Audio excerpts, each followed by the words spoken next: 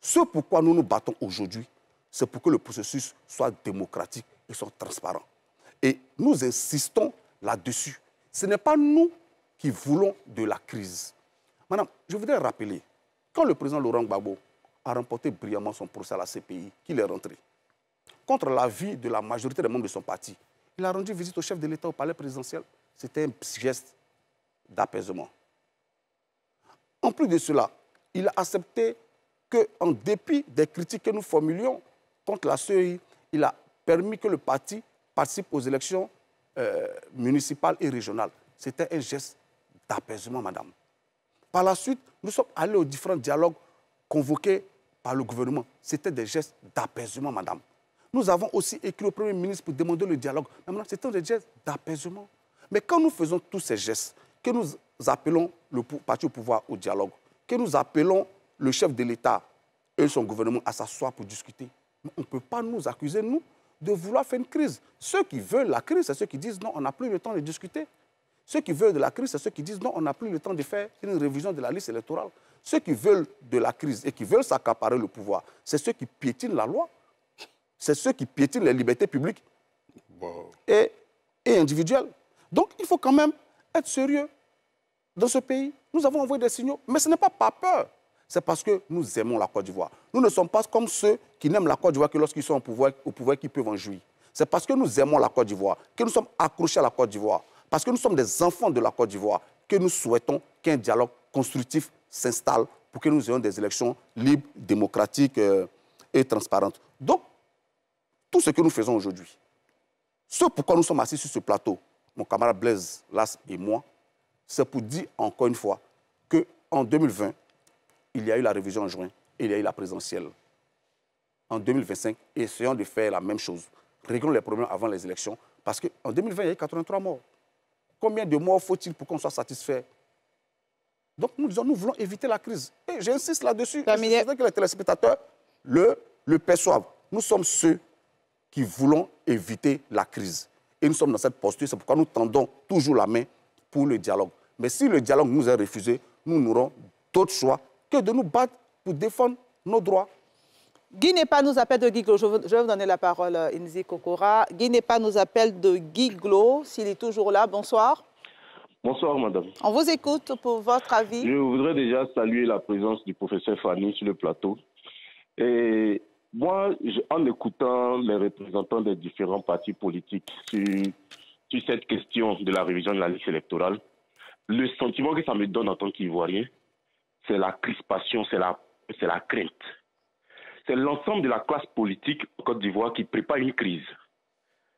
C'est tout, pas que les représentants, pas que les partis politiques, à travers leurs représentants, dans leurs propos, rassurent les Ivoiriens.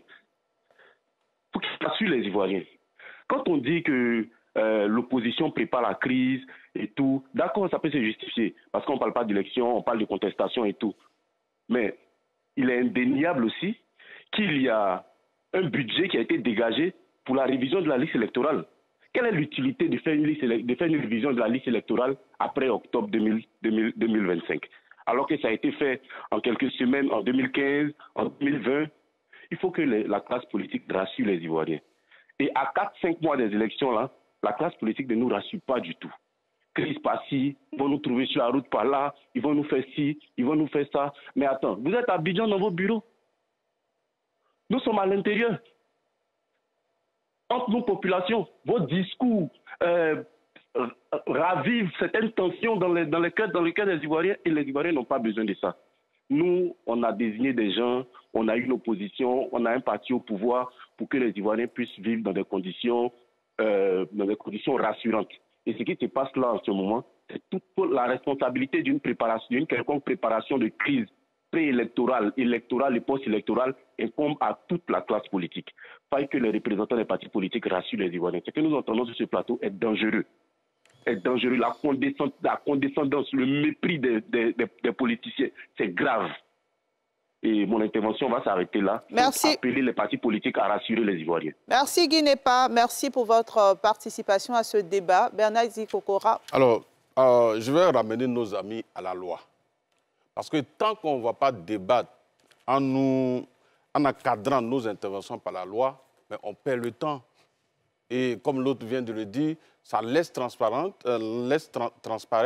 que on est en train de créer une situation donc, dans le pays. L'article 11, comme tu l'as sollicité, tu n'as pas, je vais t'informer là-dessus. Je ne vais pas tout lire. Hein. On dit la période d'établissement de l'article 11 de quel texte? Article 11 du code électoral. Du code électoral. Non, le code électoral, frère, calme-toi. Tu n'as pas fait du bruit à tout moment. Allez-y, continuez. Quand tu parles, je t'écoute. Allez-y. Il faut avoir le respect de m'écouter également. Ah, donc, l'article 11, la période d'établissement de la liste électorale ainsi que les modalités pratiques de son exécution sont fixées par décret pris en Conseil des ministres sur proposition de la commission chargée des élections. Dans tous les cas, il faut bien ouvrir les oreilles pour écouter. Dans tous les cas, la liste électorale provisoire doit être publiée 3 mois au plus tard avant les élections par voie d'affichage dans tous les lieux de vote afin de permettre sa consultation par les électeurs. Bon, ils vont nous dire sur ce plateau, on commence la révision de la liste électorale. À quelle période? Et on affiche la liste provisoire dans quel mois pour respecter l'article 11 et aller aux élections présidentielles. Je peux répondre à ça? Non, laissez-le terminer. Il a son temps de parole. Non, laissez-le terminer. Mais pourquoi tu as obligé? Ah oui, je me suis proposé de... Non, il n'y a pas de problème. Inzi Kokora, allez-y, calmez-vous. Calmez-vous, messieurs. Calmez-vous. Vous n'avez pas la parole. Vous n'avez pas la parole. Laissez-le terminer. Il a posé une question. Mais vous allez répondre quand vous allez avoir votre temps de parole. Inzi Kokora, s'il vous plaît. Laurent Gbagbo, tu te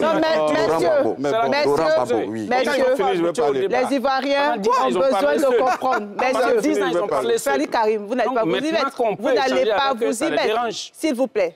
Les Ivoiriens ont besoin de comprendre et on ne peut pas se comprendre dans le désordre. Si tout le monde parle à la fois, chacun son temps de parole, vous notez et ensuite, quand on vous donne la parole, vous répondez. C'est aussi simple, s'il vous plaît, messieurs. On peut continuer? Alors, je poursuis pour dire, j'espère qu'ils vont rester disciplinés jusqu'au bout. Alors, je poursuis pour dire, quand vous prenez l'article 11, il n'est pas possible de faire une révision de liste électorale en respectant toutes les étapes, afficher la liste provisoire et aller aux élections présidentielles de 2025. Ce qu'il faut dire à nos compatriotes, c'est que le parrainage doit se faire sur la liste définitive et non sur la liste provisoire. Ça veut dire qu'il est totalement impossible parce que le dépôt des candidatures, c'est en août. On sera en plein dans la révision de la liste électorale. Ils nous ramènent en 2020. Mais soyez honnêtes.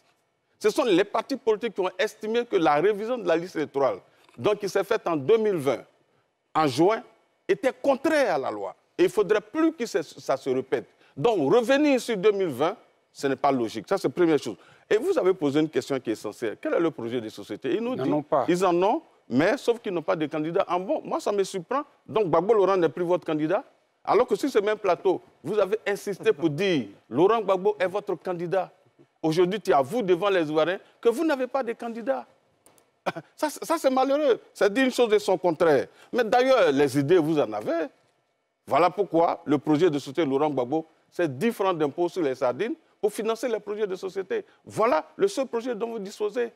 Et donc, quand il nous dit Laurent Gbagbo, il est le père des programmes en Côte d'Ivoire, peut-être qu'on peut lui accorder cela, sauf qu'aujourd'hui, il n'a plus cette capacité. Il n'a plus cette énergie qui lui permettait de créer un projet de société, donc depuis les années 88. Et mais ses amis qui étaient avec lui, les Mamadou Koulibaly, les Ouraga Obou, tous ceux-là qui l'aidaient à écrire un projet, ils sont où aujourd'hui? C'est vous, les enfants comme ça, qui êtes autour de Laurent Gbagbo. Mais qu'est-ce que vous pouvez apporter à M. Laurent Gbagbo? Rien du tout. Voilà. Non, absolument rien. On voit dans votre comportement ici, vous n'êtes pas discipliné.